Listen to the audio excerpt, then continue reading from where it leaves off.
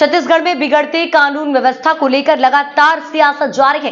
पहले बालौदा बाजार, कवर्धा, फिर सूरजपुर और अब बलरामपुर की घटना से छत्तीसगढ़ में बिगड़ैल कानून व्यवस्था चर्चा में है। वहीं बिगड़ते कानून व्यवस्था को लेकर के कांग्रेस ने सवाल खड़े किए हैं। बलरामपुर जिले में स्वास्थ्य कर्मी की मौत के बाद बवाल मचा। आक्रोशित ग्रामीणों ने पुलिस को चप्पल से पिटाई तक कर दी है। इस पूरे मामले को लेकर के पीसीसी चीफ दीपक बैज ने सरकार पर हमला बोला। कहा, प्रदेश में कानून व्यवस्था पूरी तरीके से बिगड़ी हुई है। ऐसा लग रहा है प्रदेश में मानव द्वंद्व जो एक दूसरे के खून के प्यासे हैं। वहीं बीजेपी सांसद बृजमोहन अग्रवाल ने कांग्रेस का पलटवार करते हुए कहा कि जितनी भी वारदातें आई हैं सब में कांग्रेस नेता संलिप्त थे। वहीं इस घटना को लेकर कैबिनेट मंत्री श्याम बिहारी जायसवाल ने कहा, पूरे प्रदेश की कानून व्यवस्था में सुधार हुआ है। मुख्यमंत्री और गृह मंत्री ऐसी घटनाओं के प्रति गंभीर हैं। प्रदेश में इस प्रकार की मानसिकता वाले गुंडे अपराधी लोगों के खिलाफ सरकार सख्त कार्रवाई करेगी। बलरामपुर की पुलिस लॉकअप में मौत की घटना पूरे प्रदेश में झकझोर दिया है और इस घटना से कहीं न कहीं कवर्धा की लोहारेडी की प्रशांत साहू की घटना से लगभग मिलती जुलती है। तमाम सीनियर नेताओं के साथ हम लोग बलरामपुर जा रहे हैं और पीड़ित परिवारों से मिलेंगे, चर्चा करेंगे।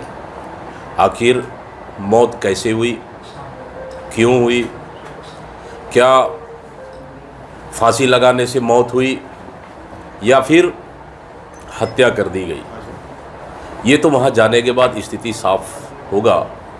लेकिन ये है कि लगातार पूरा प्रदेश में अराजकता का माहौल है। शासन प्रशासन नाम की चीज़ नहीं है, सरकार गंभीर नहीं है, आपराधिक घटनाएं लगातार बढ़ रही है और शासन और प्रशासन पूरी तरह से विफल हो चुकी है। मतलब ये मान के चलिए कि छत्तीसगढ़ में मानव द्वंद्व चल रहा है, एक दूसरे के खून के प्यासे हो गए। आखिर क्यों? क्या सरकार से जनता का भरोसा उठ चुका है, प्रशासन का भरोसा उठ चुका है? क्या शासन प्रशासन हिटलरशाही के माध्यम से सरकार चलाना चाहती है? बलौदा बाजार जला, फिर कवर्धा लोहारडी की घटना, कवर्धा जला, सूरजपुर और बलरामपुर।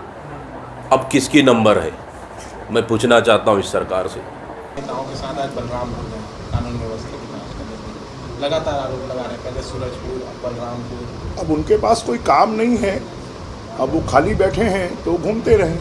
अच्छी बात है, अपने 5 साल के कार्यकाल को याद कर लें तो ज़्यादा अच्छा होगा। ये क्या सिलसिलेवार माहौल बिगाड़ने की कोशिश हो रही है? एक के बाद दूसरा तीसरा चौथा जिला क्या हो रहा है?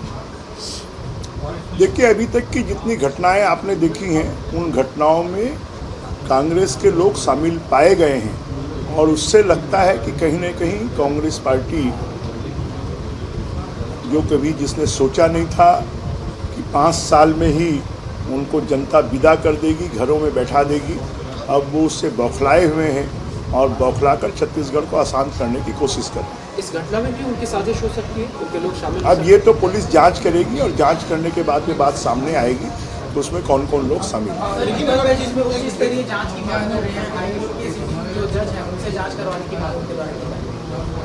ऐसा है, वो जो कहेंगे वो सरकार करे, जरूरी नहीं है, और सरकार को जो उचित लगेगा वो सरकार निर्णय लेगी।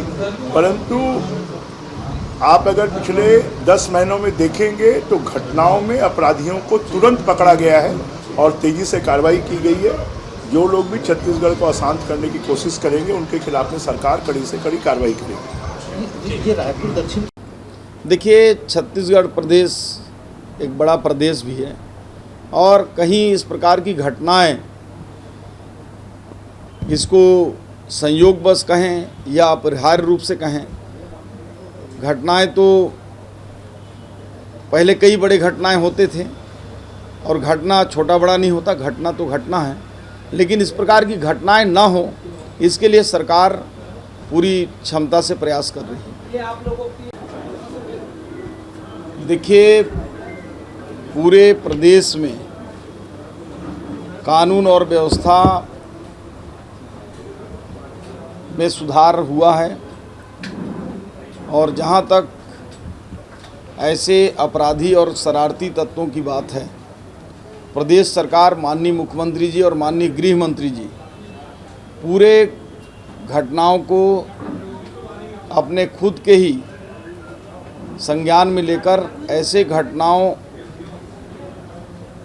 के प्रति गंभीर हैं और प्रदेश में चाहे कोई कितनों ही बड़ा अपराधी क्यों ना हो, ऐसे तत्वों को बख्शा नहीं जाएगा। और मैं आप लोगों के माध्यम से ऐसे लोगों का आगाह भी करता हूं कि प्रदेश में इस प्रकार के मानसिकता वाले जो अपराधी हैं, जो गुंडे हैं, जो इस प्रकार के घटनाओं को सुनियोजित ढंग से करने का मंशा रखते हैं, ऐसे लोगों के खिलाफ सरकार सख्त कार्रवाई करेगी।